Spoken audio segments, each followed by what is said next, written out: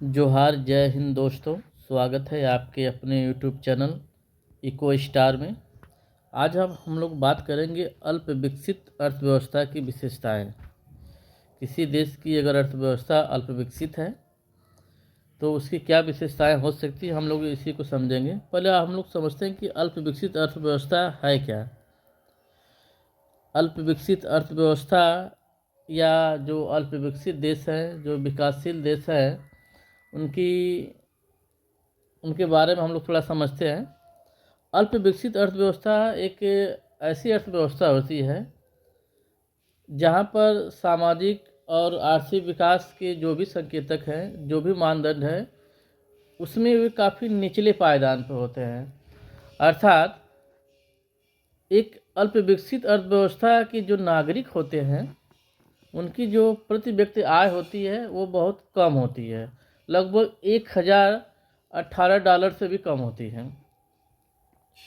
तो अल्प विकसित अर्थव्यवस्था की विशेषताएं क्या होती हैं, इसके बारे में हम लोग थोड़ा सा चर्चा करेंगे कि अगर कोई देश जो अल्प विकसित है तो उसकी विशेषताएं क्या हो सकती है।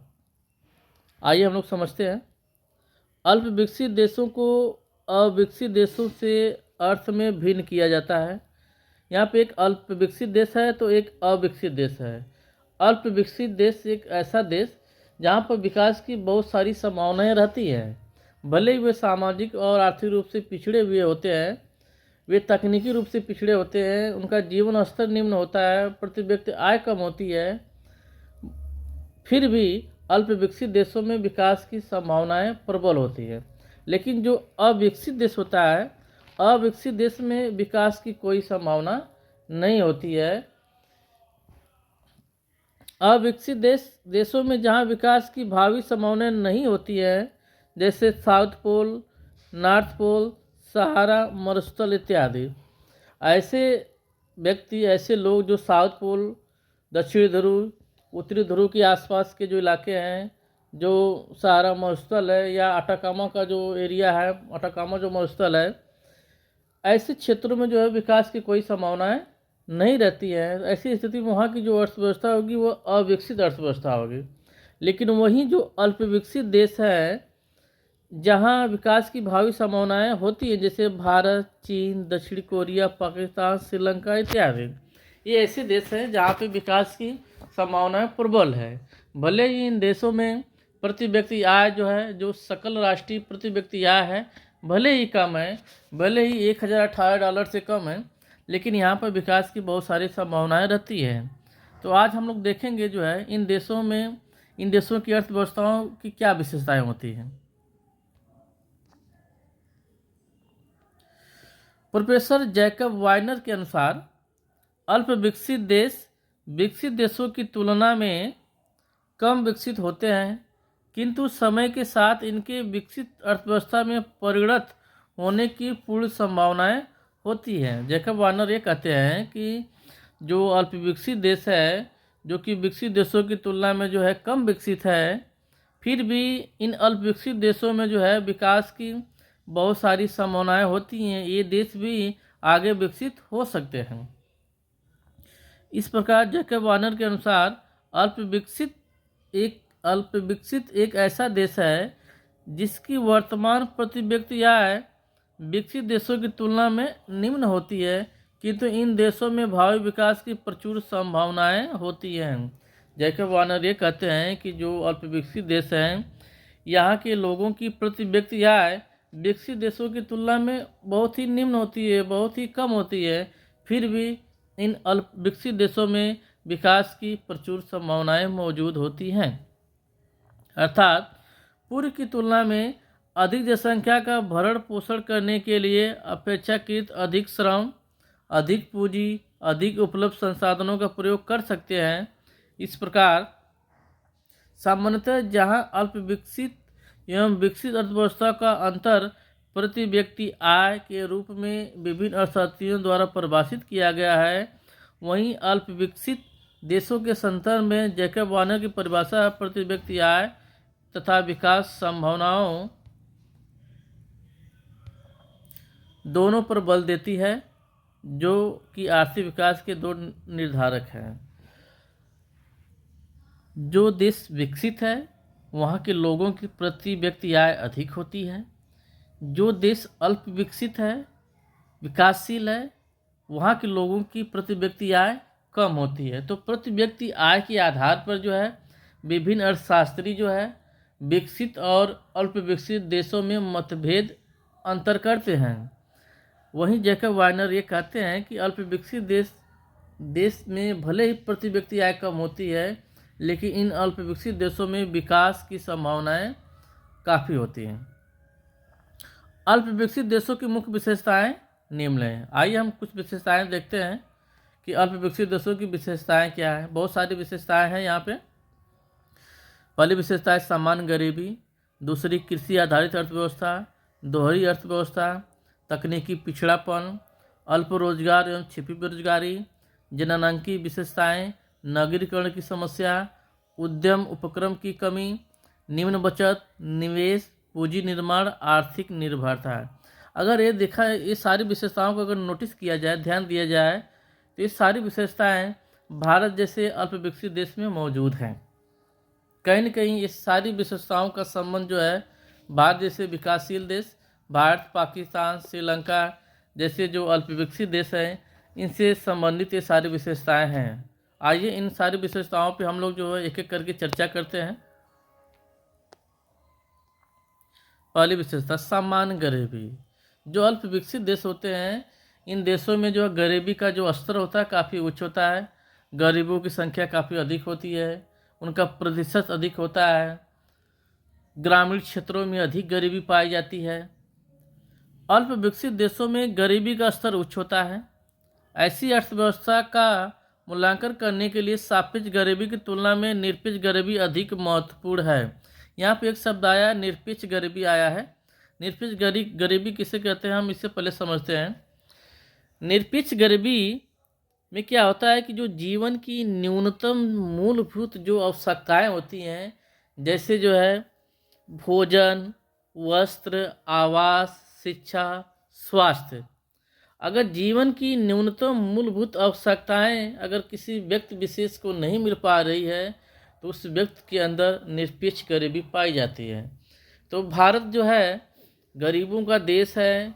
यहाँ पे करोड़ों, लगभग 35-36 करोड़ से अधिक जो गरीब हैं। ये 35-36 करोड़ ऐसे गरीब हैं जिनको जो है जीवन की न्यूनतम मूलभूत आवश्यकताएं नहीं मिलती हैं।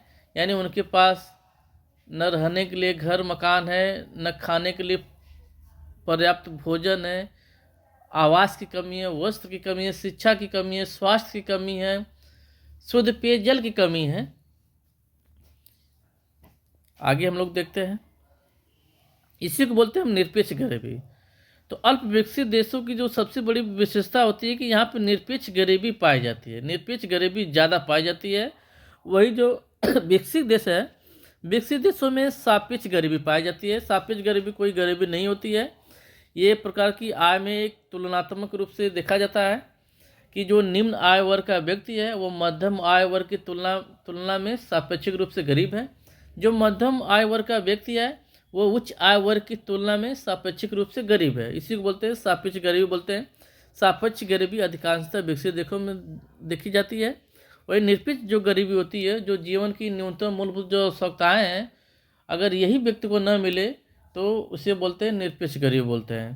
तो अल्प विकसित देशों में सामान्य गरीबी पाई जाती है, अल्प विकसित देशों में निरपेक्ष गरीबी ज़्यादा पाई जाती है। ये इसकी खास विशेषता होती है। अल्प विकसित देशों में निरपेक्ष गरीबी को सिर्फ निम्न आय के रूप में नहीं मापा जाता, बल्कि कुपोषण, स्वास्थ्य का निम्न स्तर, वस्त्र, आवास, शुद्ध पेयजल एवं शिक्षा के अभाव से भी मापा जाता है। जो अल्प विकसित देश है यहाँ पे निम्न आय तो होती है, प्रति व्यक्ति आय कम तो होती है, लेकिन यहाँ के लोगों में कुपोषण, स्वास्थ्य का निम्न स्तर, वस्त्र, आवास, शुद्ध पेयजल एवं शिक्षा का अभाव देखने को मिलता है। इस आधार पर प्रोफेसर जो है, एक यहाँ पे एक प्रोफेसर है जो ये कहते हैं, केएन क्रॉस, याद रखिएगा, केएन क्रॉस जो कहते हैं कि अल्प विकसित देशों को विश्व अर्थव्यवस्था की मलिन बस्तियाँ कहा जाता है। कहा गया है। के एन क्रॉस ने जो है अल्प विकसित देशों को जो है विश्व अर्थव्यवस्था की मलिन बस्तियां कहा है। तो ये एग्जाम में अक्सर पूछा गया है, पूछा जाता है किसने कहा था कि अल्प विकसित देश विश्व अर्थव्यवस्था की मलिन बस्तियां हैं। तो इसका राइट आंसर होगा के एन क्रॉस। आगे हम लोग बढ़ते हैं।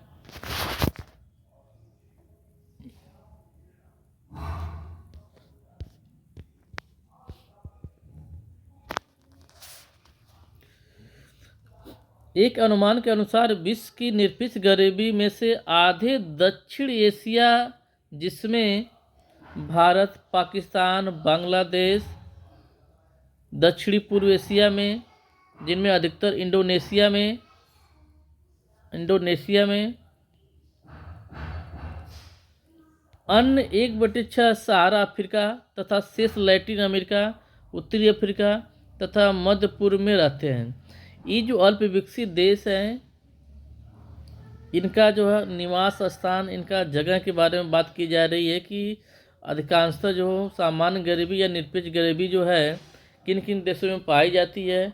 तो भारत है, पाकिस्तान है, बांग्लादेश है, जो कि दक्षिण एशिया के देश हैं। दक्षिण पूर्व एशिया में अगर देखा जाए तो इंडोनेशिया है, सहारा का भी लगभग 1/6 हिस्सा है। शेष जो लैटिन अमेरिकी जो देश हैं, जो उत्तरी अफ्रीकी जो देश हैं और जो मध्य पूर्व में रहते हैं, यहाँ पर भी निरपेक्ष गरीबी देखी जाती है, सामान्य गरीबी देखी जाती है। तो अल्प विकसित देशों की एक विशेषता है सामान्य गरीबी, निरपेक्ष गरीबी। आगे देखते हैं। कृषि आधारित अर्थव्यवस्था। तो अल्प विकसित देशों की खास विशेषता होती है कि उनकी जो निर्भरता होती है, उनकी जो अधिकांश जो जनसंख्या होती है, जो कि 70% से अधिक जनसंख्या होती है, वो कृषि पर आधारित होती है। अल्प विकसित देशों की अधिकांश जनसंख्या 70 से 80% कृषि पर निर्भर करती है। दूसरे देशों में अल्प विकसित देशों की आय में अधिकांश हिस्सा कृषि क्षेत्र होने के साथ इन अर्थव्यवस्थाओं के अधिकांश श्रम शक्ति को रोजगार कृषि क्षेत्र से प्राप्त होता है।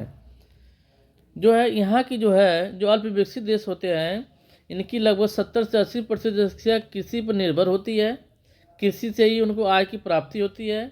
अधिकांश लोगों को जो रोजगार है वो कृषि क्षेत्र से मिलता है। ये इसकी खास विशेषता होती है। आगे हम लोग देखते हैं दोहरी अर्थव्यवस्था। आइए समझते हैं दोहरी अर्थव्यवस्था है। दोहरी अर्थव्यवस्था क्या है कि जैसे अगर हम भारत देश की बात की जाए तो यहाँ पे एक शहरी क्षेत्र है, एक ग्रामीण क्षेत्र है। शहरी क्षेत्र के लोगों का जीवन स्तर उच्च है, उनका सामाजिक विकास, उनका आर्थिक विकास, उनका तकनीकी विकास काफ़ी उन्नत है। तो जहाँ शहरी क्षेत्र जो है वो सामाजिक आर्थिक रूप से काफ़ी उच्च स्तर पे है, वहीं जो ग्रामीण क्षेत्र है जिनका सामाजिक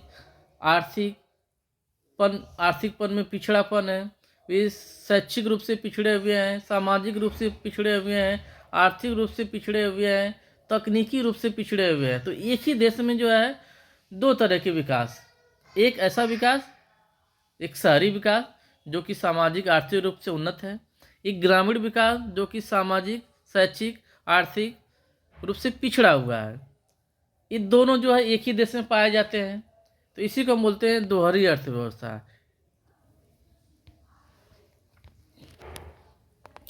अल्प विकसित देशों की एक अन्य विशेषता दोहरी अर्थव्यवस्था के रूप में देखी जाती है।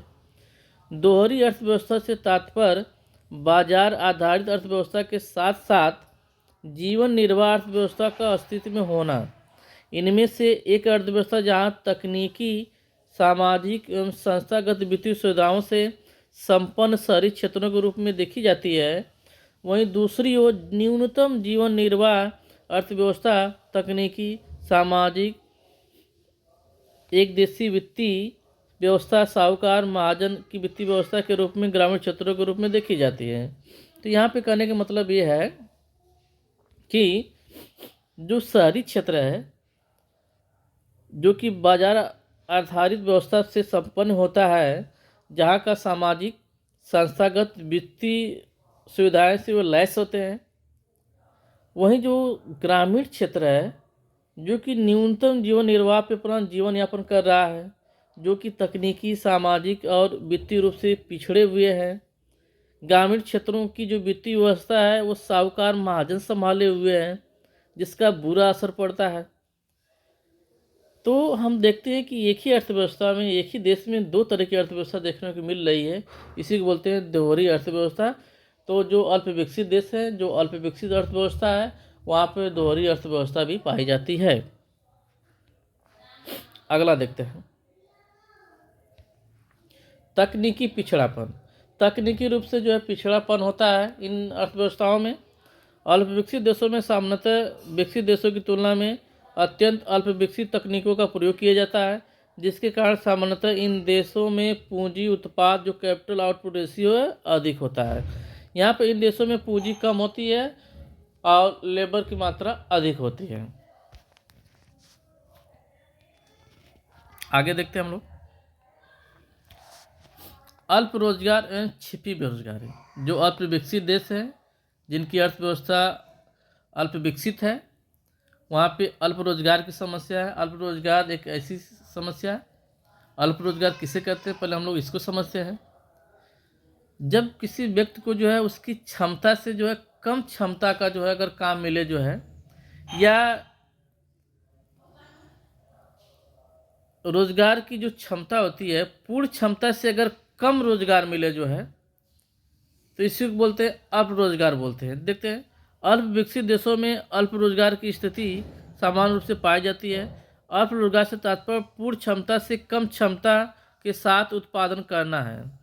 किसी व्यक्ति की जो क्षमता है, अगर उसकी क्षमता से जो है अगर कम क्षमता का अगर उसे काम मिले जो है, तो इसी को हम बोलते हैं अल्प रोजगार बोलते हैं। जो किसी अर्थव्यवस्था की जो उत्पादन क्षमता है, जो उसकी पूर्ण क्षमता है, अगर उस पूर्ण क्षमता से जो है कम क्षमता पे अगर काम हो रहा है, तो इसको बोलते हैं अल्प रोजगार बोलते हैं। अल्प विकसित देशों में रोजगार के अवसरों की कमी के कारण पूर्ण क्षमता से कम क्षमता के साथ रोजगार करने की सामान्य स्थिति पाई जाती है। यहाँ पर हम लोग देखते हैं कि जो भारत जैसा देश है, लोगों के अंदर क्षमता होती है, लेकिन उनको जो काम मिलता है वो काम जो है उनकी क्षमता से कम का मिलता है। कोई अध्यापक है जिसकी क्षमता है कि वह महाविद्यालय में पढ़ाए, लेकिन वो प्राइमरी के बच्चों को पढ़ा रहा है ना। कोई बढ़िया अच्छा डॉक्टर है जिसे जो है एक बहुत बड़ा जो है हॉस्पिटल में होना चाहिए, लेकिन वो किसी छोटे से हॉस्पिटल में काम कर रहा है। तो किसी व्यक्ति की जो क्षमता है, अगर उस क्षमता से अगर उसे कम क्षमता का काम मिल रहा है, कम योग्यता का काम मिल रहा है, तो वही है अल्प रोजगार, जो कि अल्प विकसित देशों की एक विशेषता है। इसके अतिरिक्त अल्प विकसित देशों में अल्प रोजगार एवं पूर्ण रोजगार के अतिरिक्त अदृश्य या छिपी बेरोजगारी भी सामान्य रूप से पाई जाती है। तो छिपी बेरोजगारी, जिसको बोलते हैं प्रच्छन्न बेरोजगारी या अदृश्य बेरोजगारी भी बोलते हैं, ये अल्प विकसित देशों की एक विशेषता होती है।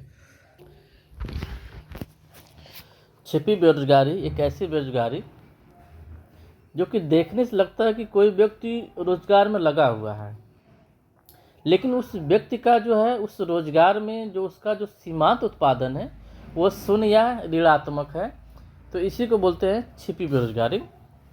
छिपी बेरोजगारी जो कि ग्रामीण क्षेत्रों में ज़्यादा देखने को मिलती है।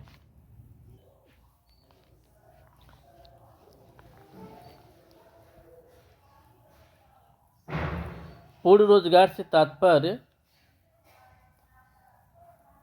किसी साधन का उत्पादन प्रक्रिया में किसी भी प्रकार से योगदान न करने से है। पूर्ण बेरोजगारी से तात्पर्य है, पूर्ण बेरोजगारी से तात्पर्य है किसी साधन का उत्पादन प्रक्रिया में किसी भी प्रकार से योगदान न करने से है। इसको बोलते हैं पूर्ण बेरोजगारी। अल्प विकसित देशों में अल्प रोजगार एवं पूर्ण बेरोजगार के अतिरिक्त अदृश्य या छिपी हुई बेरोजगारी भी समान रूप से पाई जाती है, जिसमें साधन की सीमांत उत्पादकता शून्य या ऋणात्मक होती है। तो जो अल्प विकसित देश हैं, जिनकी अर्थव्यवस्था अल्प विकसित है, पिछड़ी हुई है, इन देशों में जो है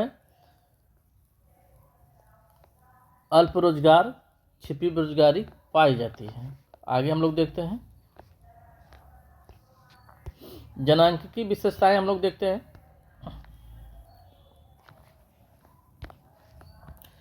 अल्प विकसित अर्थव्यवस्थाओं की जनन की प्रवृत्तियां सामान्यतः अनुकूलतम नहीं होती। इन अर्थव्यवस्थाओं में सामान्यतः उच्च जन्म दर या निम्न मृत्यु दर, उच्च शिशु मृत्यु दर, उच्च बाल मृत्यु दर, उच्च मातृत्व मृत्यु दर, निम्न जीवन प्रत्याशा, निम्न साक्षरता, अधिक जनसंख्या घनत्व इत्यादि जनांकी प्रवृत्तियां देखी जाती हैं। ये सारी विशेषताएं भारत जैसे देशों में पाई जाती हैं। इन अर्थव्यवस्थाओं को विकसित अर्थव्यवस्थाओं से अलग करती है। चलिए, हो गया जननांकी विषय कि इन देशों में जो है जन्म दर काफ़ी उच्च होता है, मृत्यु दर उच्च और निम्न दोनों हो सकती है, शिशु मृत्यु दर काफ़ी अधिक होता है, बाल मृत्यु दर काफ़ी अधिक होती है, मातृत्व मृत्यु दर भी अधिक होती है, जीवन प्रत्याशा जो है निम्न होती है, साक्षरता का निम्न स्तर होता है, जनसंख्या का घनत्व काफ़ी अधिक होता है। आगे देखते हैं नगरीकरण की समस्या।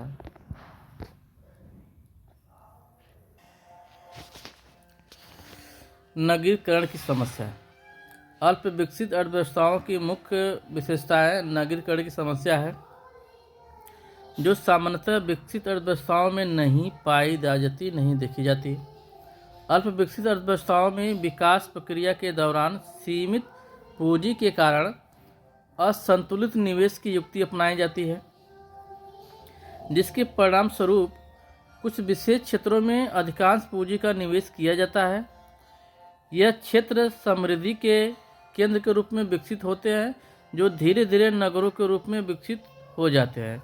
तो जो अल्प विकसित जो देश होते हैं उनकी एक समस्या होती है नगरीकरण की, जहाँ पे पूंजी का अभाव होता है। तो ऐसे देशों में जो है कुछ कुछ क्षेत्रों पे, कुछ कुछ विशेष क्षेत्रों पे जो है असंतुलित तरीके से निवेश किया जाता है। यानी जो निवेश जो है हर जगह नहीं किया जाता है, कुछ चुने हुए क्षेत्रों में, कुछ विशेष क्षेत्रों में निवेश किया जाता है, और बाकी जो क्षेत्र होते हैं, जो समीपवर्ती क्षेत्र होते हैं, वो इन विशेष क्षेत्रों से जो है लाभान्वित होते हैं। आगे देखते हैं। इस प्रकार नगरीय क्षेत्रों में औद्योगिकरण की प्रक्रिया के तीव्र होने के कारण इन क्षेत्रों में रोजगार के अवसर बढ़ते हैं। दूसरी ओर ग्रामीण क्षेत्रों में एक तरफ जहां औद्योगिकरण की प्रक्रिया बहुत धीमी होती है, वहीं दूसरी ओर कृषि क्षेत्र के मशीनीकरण के कारण कृषि क्षेत्र में श्रमिक बेरोजगार होते हैं, और इस प्रकार श्रम विस्थापन की समस्या उत्पन्न होती है। तो यहाँ पे आप देख रहे हैं कि जो औद्योगिकरण की जो प्रक्रिया है नगरीय क्षेत्रों में तीव्र होती है, और ग्रामीण क्षेत्रों में यह प्रक्रिया बहुत स्लो, बहुत धीमी है। और ग्रामीण क्षेत्रों में जब मशीनीकरण किया जाता है तो बहुत सारे जो श्रमिक हैं वो जो बेरोजगार हो जाते हैं, और इन श्रमिकों का पलायन हो जाता है नगरीकरण की तरफ, नगरों की तरफ, औद्योगिक क्षेत्रों की तरफ इनका पलायन होने लगता है। तो श्रम विस्थापन की समस्या उत्पन्न होने लगती है। ये विस्थापित श्रमिक ग्रामीण क्षेत्रों में रोजगार के अवसरों की अनुपलब्धता के कारण नगरीय क्षेत्रों की ओर पलायित होते हैं, क्योंकि जो नगरीय क्षेत्र है, जो औद्योगिक क्षेत्र है, वहाँ पे विकास हो रहा होता है, वहाँ पे निवेश अधिक हो रहा है पूंजी का। तो और जो ग्रामीण क्षेत्र है, यहाँ पे मशीनीकरण के कारण जो है यहाँ के लोग बेरोजगार होते जाते हैं। तो ऐसी स्थिति में ग्रामीण क्षेत्र के जो श्रमिक हैं, जो मजदूर हैं, वो नगरीय क्षेत्रों की तरफ पलायन करने लगते हैं। इस प्रकार धीरे धीरे नगरीय संसाधनों पर जनसंख्या का बोझ बढ़ता जाता है। तो जो नगरीय क्षेत्र है जहाँ पे जनसंख्या का दबाव बहुत अधिक होता है, आप पटना जैसे शहर को देख लीजिए, दिल्ली को देख लीजिए, मुंबई को देख लीजिए, जहाँ पे नगरीय क्षेत्रों में जनसंख्या का दबाव बहुत अधिक है। आगे देखते हैं। इस प्रकार नगरीय क्षेत्रों में बढ़ती हुई बुनियादी आवश्यकताओं की मांग की तुलना में पूर्ति कम होती है। साथ ही ग्रामीण क्षेत्रों में विस्थापित सभी बेरोजगार श्रमिकों को नगरीय क्षेत्रों में रोजगार न प्राप्त होने से श्रमिकों की एक बहुत संख्या नगरीय क्षेत्रों की औद्योगिक बेरोजगारी में शामिल हो जाती है। गांव से ग्रामीण क्षेत्रों से जो श्रमिक नगरीय क्षेत्रों की तरफ पलायन करते हैं तो सभी लोगों को काम नहीं मिल पाता है। कुछ लोगों को काम मिलता है, कुछ लोगों को काम नहीं मिल पाता है। तो जिन लोगों को काम नहीं मिलता है वो भी एक समस्या बन जाती है। औद्योगिक क्षेत्रों में जो है एक प्रकार की औद्योगिक बेरोजगारी देखने को मिल जाती है। इस प्रकार नगरीय क्षेत्रों में बढ़ता हुआ बेरोजगार, श्रम शक्ति तथा बुनियादी सुविधाओं की कमी के कारण मलिन बस्तियां बढ़ने लगती हैं। शहरों में हमको मलिन बस्तियां ज़्यादा देखने को मिल रही हैं और इस प्रकार नगरीकरण की समस्या उत्पन्न होती है। तो नगरों में बहुत सारी समस्याएं उत्पन्न हो रही हैं। जनसंख्या के दबाव के कारण, श्रमिकों के ग्रामीण क्षेत्रों से शहरी क्षेत्रों में पलायन के कारण जो है वहाँ पे दूसरे प्रकार की समस्याएं उत्पन्न हो रही हैं। तो अल्प विकसित देशों में नगरीकरण की समस्या पाई जा रही है। आगे देखते हैं। उपक्रम की कमी, उद्योग धंधों की कमी। अल्प विकसित अर्थव्यवस्था में सामान्यतः उद्यम या उपक्रम की कमी देखी जाती है। इसकी मुख्य वजह अल्प विकसित अर्थव्यवस्था में जोखिम उठाने की क्षमता का कम होना। इन अर्थव्यवस्थाओं में अधिकांश श्रम शक्ति कम जोखिम एवं अधिक सुरक्षित देशों की तलाश में रहते हैं।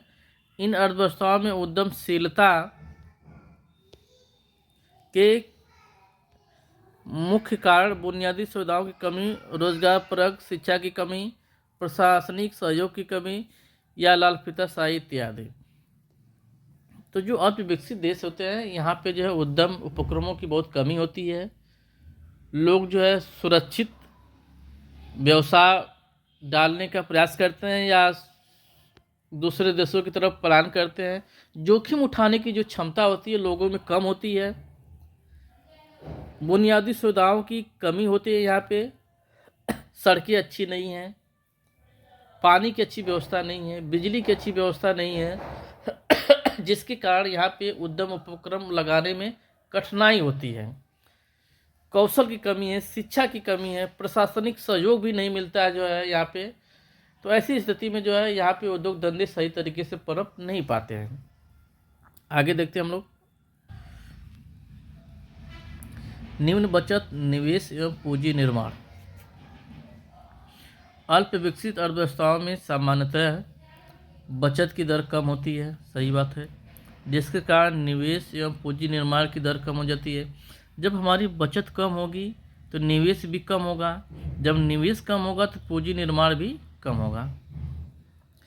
इन अर्थव्यवस्थाओं में बचत की दर की निम्न होने के कारण, जो बचत की दर है निम्न होने के कारण निम्न आय स्तर एवं उच्च सीमांत उपभोग प्रवृत्ति का होना है। जो अल्प विकसित देश होते हैं इनकी जो बचत दर होती है निम्न होती है। जब बचत दर निम्न होती है तो निवेश निम्न होगा, पूंजी निर्माण निम्न होगा, तो आय का स्तर भी क्या होगा, निम्न होगा। लेकिन इन देशों की एक विशेषता ये होती है कि इनकी जो उपभोग प्रवृत्ति होती है, जो सीमांत उपभोग प्रवृत्ति होती है, काफ़ी अधिक होती है। ये लोग जो उपभोग पे ज़्यादा खर्च करते हैं, जिससे हमारी एक कहावत है, आमदनी अठन्नी खर्चा रुपया है। हमारे यहाँ के लोग जो है इनकम भले कम कमाते हैं, पैसा भले कम कमाते हैं, लेकिन खर्चा अधिक करते हैं। वे दारू पे, मटन पे, चिकन पे जो है और लुभावनी आकर्षक चीज़ों पर, वस्तुओं पर, भोग विलास वस्तुओं पे जो है वो ज़्यादा खर्च करते हैं। तो यहाँ के लोगों की जो उपभोग प्रवृत्ति होती है काफ़ी अधिक होती है, खर्च करने की प्रवृत्ति अधिक होती है, जिसके कारण जो बचत कम होता है। जब बचत कम होता है तो निवेश कम होगा, जब निवेश कम होगा तो इनकम भी कम होगी। आगे हम लोग देखते हैं।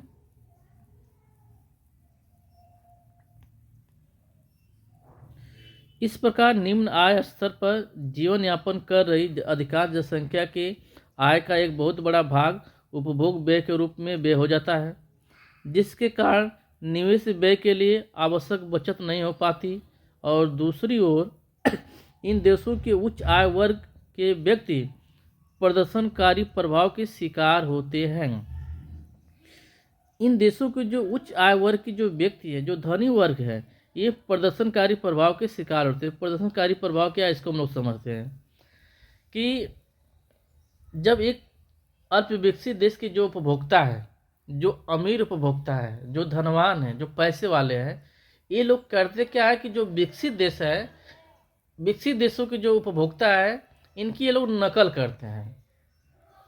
विकसित देशों का जीवन स्तर उच्च है, उनके रहन सहन का ढंग क्या उच्च है, उनके खाने पीने की चीज़ें हैं, उनके पहनने का ढंग, उनका कपड़ा, उनकी सारी चीज़ें बेहतर है।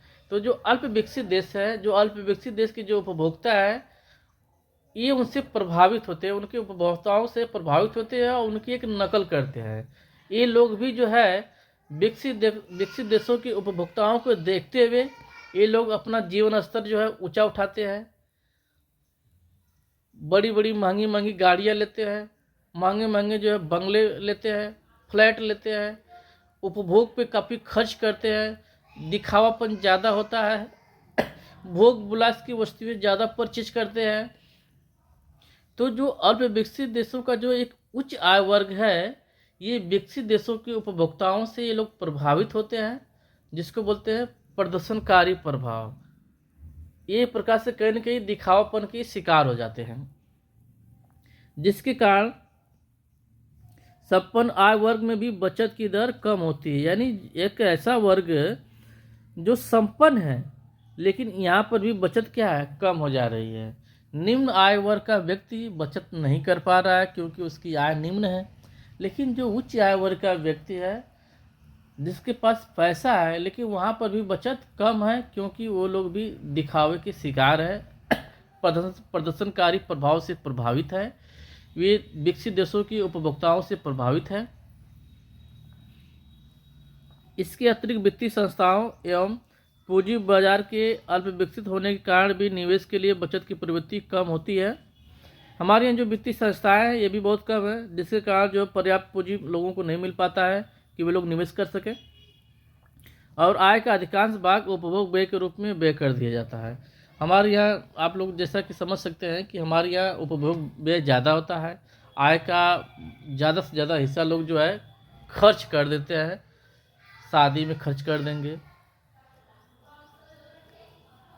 तिलक में खर्च कर देंगे, महंगी महंगी गाड़ियाँ को लेने में खर्च कर देंगे, जो है महंगे महंगे फ़ोन्स लेंगे, मोबाइल्स फ़ोन लेंगे, गाड़ियाँ लेंगे, बाइक लेंगे। तो हमारे यहाँ के जो लोग हैं ये अपना अधिकांश आय जो है उपभोग व्यय पे खर्च करते हैं। अल्प विकसित देशों की विशेषता है कि वहाँ के नागरिक की जो सीमांत भोग प्रवृत्ति वो अधिक है, वो उपभोग व्यय पे अधिक खर्च करते हैं, जिसके कारण बचत कम हो जाती है।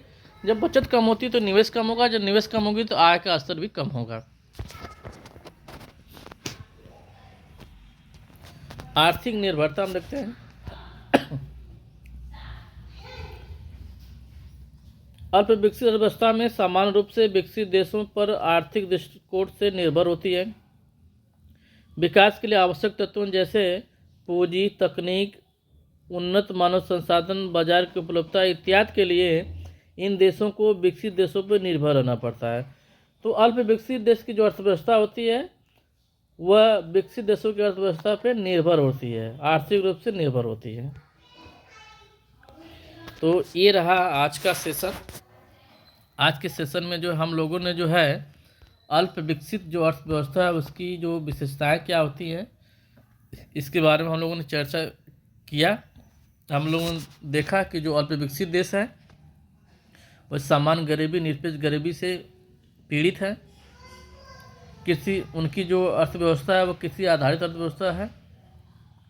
अल्प विकसित देशों में दोहरी अर्थव्यवस्था पाई जाती है। तकनीकी रूप से पिछड़ापन होता है। अल्प रोजगार, छिपी बेरोजगारी, अदृश्य बेरोजगारी पाई जाती है। जननांकीय विशेषताएं देखी जाए तो उच्च जन्म दर होता है, निम्न मृत्यु दर होता है, उच्च शिशु मृत्यु दर होता है, बाल मातृत्व दर भी अधिक होता है, मातृत्व मृत्यु दर भी अधिक होता है, जनसंख्या घनत्व भी काफ़ी अधिक होता है। नागरिकरण की समस्या से भी जूझ रहे होते हैं। उद्यम उपक्रमों की कमी होती है। निम्न बचत, निवेश निम्न, पूंजी निर्माण निम्न की समस्या होती है। आर्थिक निर्भरता भी रहती है। तो ये अल्प विकसित देशों की एक खास विशेषता होती है। तो आज के लिए इतना ही, कल कुछ हम और देखेंगे। धन्यवाद।